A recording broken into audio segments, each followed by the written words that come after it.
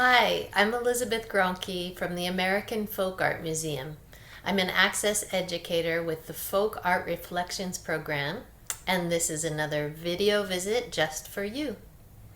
Today we're going to be looking at quilts. Everybody seems to love the quilts at the Folk Art Museum. Now, some of you have some really sweet memories that have been shared with me over the years of family members making quilts. Maybe you remember an aunt or a grandmother or your mother or another family member making a quilt. Some of you might even be quilters. So, this is a very familiar art form using fabric. There's something comforting about it. Now, I want to ask you before we get looking at images, when I say quilt, what is the first thing that you think of? A lot of people tend to think about the colors, the patterns. A lot of people say, oh my gosh, think of all the time that went into making that quilt by hand. So we're going to be thinking and talking about all of those things. And we're also going to be thinking about the way quilts sometimes can bring a community together and sometimes can help a person communicate something very special to them. We're going to be looking at some interesting symbols that are put into quilts, and it will be fun to look for that together. And perhaps you should start thinking about what symbols you would want to put into a quilt if you were to make one. What would be important for you to share? So let's start looking. Here's the first quilt I want to share with you. It's got an interesting story behind it. So take a look at this quilt. It's got a lot of little squares. I'm zooming in so you can see how small those squares are. Just take a look for now and ask yourself, what do you think of it? Do the patterns remind you of anything? Do you like the colors? And can you imagine having to sew each and every little square together? Now, as far as getting clues about the maker of this quilt, it's kind of hard to tell just by looking at it. But if you could see the fabric, that might give you a clue. I'll tell you this, it's made of twill, like worsted wool, so it's quite heavy. In fact, you might even identify that this fabric is made from salvaged uniforms from soldiers. In fact, this type of quilt is sometimes called a soldier's quilt. It's also known as a convalescent quilt because it was made by soldiers who were recovering from illnesses or injuries.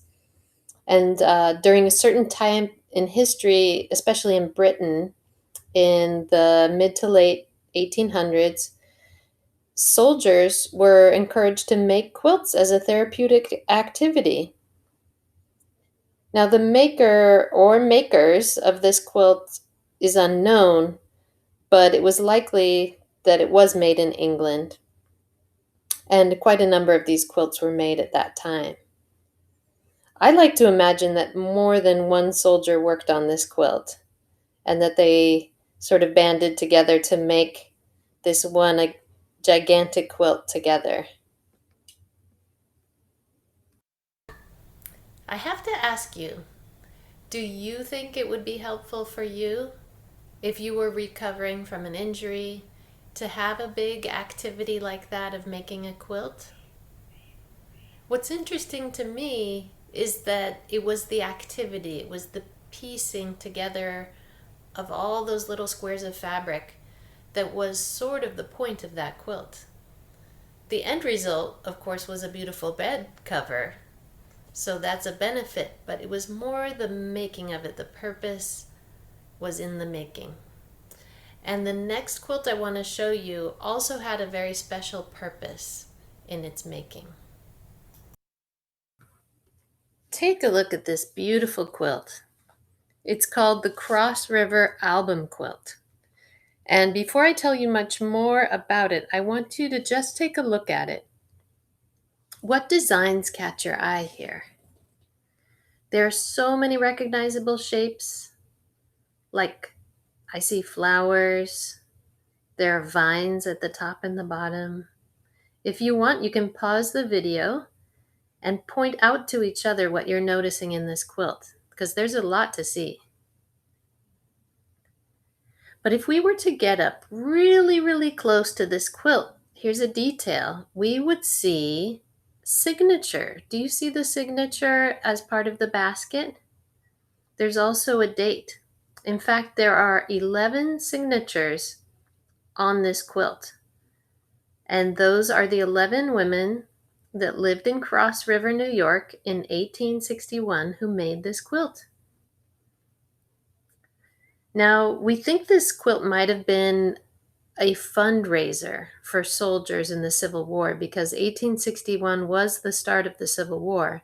And if you'll notice, one of the squares near the bottom is an American flag, and the word Union is written on it.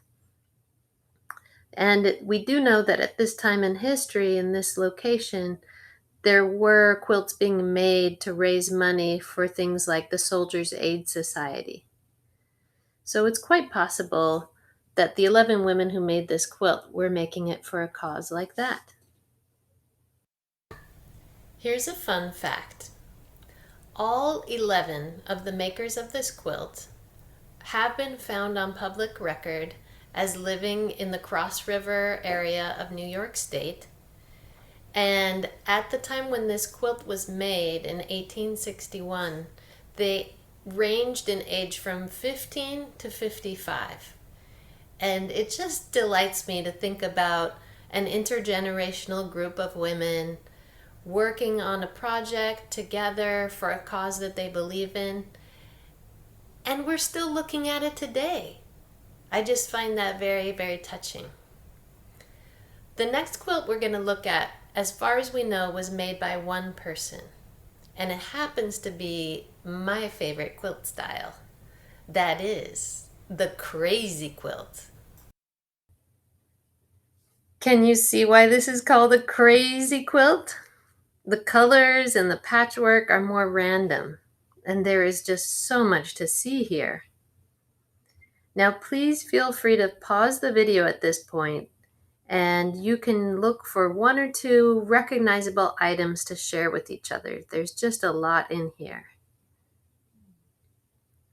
Did any of you notice the red rooster in the center of the quilt? That rooster and the small figures, figurative patches around that rooster are big clues about who made this quilt. This quilt is actually a very bold political statement.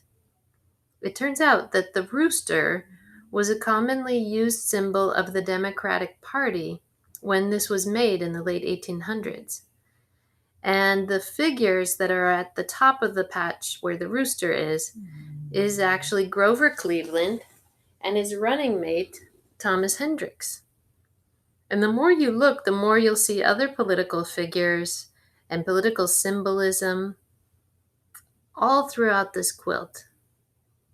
You can also find popular motifs of the day, like the lucky horseshoe, the fan. I see a moon. What else do you see?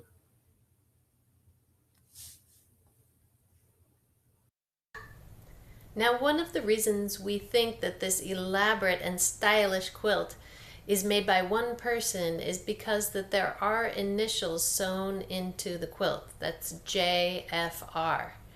We still don't know who that person is. The odds are very high that this was a woman who made the quilt. And I sincerely hope that when 1920 came around and women finally got the right to vote, I hope that this woman, who clearly cared a lot about her political system and her party, got the chance to vote. Let's look at some of the quilts we saw today. So we've seen how quilt making can be therapeutic and possibly a collaborative activity, as it was for the recuperating soldiers who made this quilt. We've seen how a group of 11 women in a small town in New York worked together to possibly raise money for a meaningful cause. And we've seen the work of one artist who communicated her love of her political party in a most colorful patchwork of fabrics. So now I'm inviting you to participate in a collaborative quilt. The American Folk Art Museum thought that in this time of social distancing, it would be really wonderful to create a project in which we all collaborate to make a digital quilt. I'm adding a PDF to the description section, which is below the video on the page where the YouTube video is, and look for an attachment that will give you this page. It's actually 5 pages long. It's going to introduce you to a few different kinds of quilts and give you a template or two in which to color and decorate any way that suits you. I would love to see some of the symbols that are important to you and for you to have a chance to express your very own style and to add to this wonderful way of showing our community. I decided to participate too. After I printed it out, I chose the Friendship Star template and I cut out some colorful pieces from a newspaper that was hanging around and I glued them down and added some color to the edge. Of course, you can do whatever you want, and I'm looking forward to seeing what you make. Then I had to cut it out, and this is the important part to getting it on the quilt. After you cut it out, you have to photograph it on a dark background and then email that photo to this address, this email address, and we will put it up on our digital quilt. I'm so glad you could join me today and I could share some of my favorite quilts with you. And I look forward to seeing you at the next Folk Art Reflections video visit.